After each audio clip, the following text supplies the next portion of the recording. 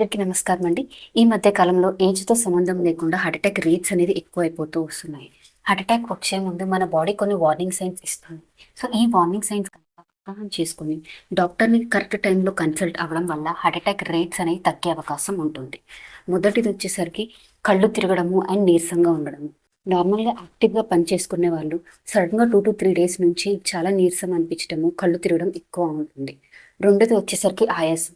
కొంచెం దూరం నడిచినా కూడా వాళ్ళకి ఆయాసం ఎక్కువ Here అవుతూ are some ఉంటుంది. common ఇలాంటి కంప్లెయింట్ causes. ఇంతకుముందు ఉండదు. బట్ 2-3 డేస్ నుంచి వాళ్ళకి ఆయాసం ఎక్కువ ఉంటా ఉంటుంది.